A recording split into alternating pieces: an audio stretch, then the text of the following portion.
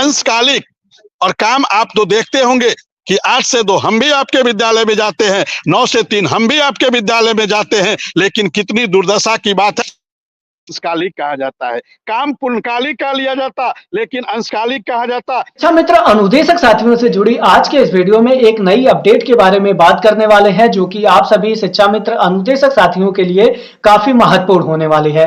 आपको एक वीडियो भी दिखाएंगे, आप लोग पहले इस पूरी वीडियो को अंत तक जरूर देखिएगा। एक पीएचडी धारक भी, एक कोई पीएचडी करता 5 से 6 साल में उसकी भी डिग्री पूरी हो जाती, लेकिन आज तक उत्तर प्रदेश के अनुदेशकों के साथ स्वतः नवीनीकरण की एक हम लोग की मांग थी, आज तक के 11 महीनों में वो भी सरकार नहीं की। नई शिक्षा नीति में 5.5 में लिखा है कि उत्तर प्रदेश के अनुदेशकों को नियमितीकरण करने की बात कही गई है, लेकिन आज तक 4 साल हो गए। 29 जुलाई 2020 को इस देश के प्रधानमंत्री जी नई शिक्षा नीति लेकर आते हैं, लेकिन 4 साल में आज तक उस पर कोई काम नहीं हो पाया है और उसमें संविदा की व्यवस्था को समाप्त करने की बात कही गई है, लेकिन आज तक संविदा की व्यवस्था को ये सरकार समाप्त नहीं कर पाई और आज भी वही शोषण, वही दोहन, वही अत्याचार किया जा रहा है। और अत्याचार ही नहीं है, अत्याचार की पराकाष्ठा को सरकार पार कर चुकी है, शोषण की पराकाष्ठा को पार कर चुकी है। तो आपसे आग्रह है कि अनुदेशकों को बचा लीजिए सर।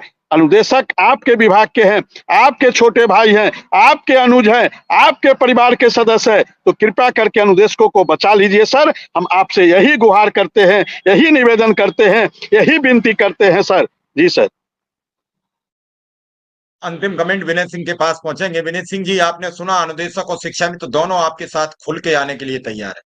बिल्कुल क्लियर साफ संदेश, बचा लीजिए गुहार लगा रहे हैं विक्रम सिंह के। 25,000 परिवारों की जिम्मेदारी आपके कंधों पर है, बचा लीजिए इनका परिवार, बचा लीजिए। देखिए मिश्रा जी, विक्रम जी की बात हमने पूरी सुनी। कुछ बातें मुझको कहनी है। हकीकत यह है कि जो दिक्कतें आ रही हैं वो अनुदेशक के साथ, शिक्षा मित्र के साथ, यहां तक कि आपको बताया यही केवल टीचर ही है।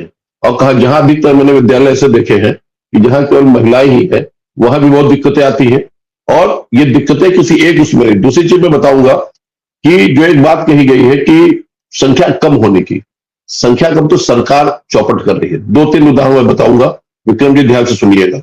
मैं खुद एक जूनियर का इंचार्ज शिक्षक हूं, मैं खुद संभाल रहा हूं। मैं किसी का प्रयास कर रहा हूं 100 से ऊपर आ जाए तो मेरे यहाँ 2 अनुदेशक आ जाए, हम 3 टीचर में 5 हो जाए। एक चीज और बताऊंगा, मैंने कभी शिक्षा मित्र, हमारे यहाँ जब मैं प्राइमरी का हेड था उन्नाव में, अब मैं लखनऊ में हूं, तब भी मैंने कभी शिक्षा मित्र को हमेशा उनको शिक्षक का ही दर्जा दिया है। क्योंकि एक मित्र लग जाने से, क्योंकि काम वो भी मित्र नहीं करते इतना हम करते हैं, हमारे साथ सुबह से लेकर शाम तक बैठे रहते हैं, मैंने कभी उनको शिक्षा मित्र नहीं समझा, मैंने हमेशा शिक्षा का दर्जा दिया है।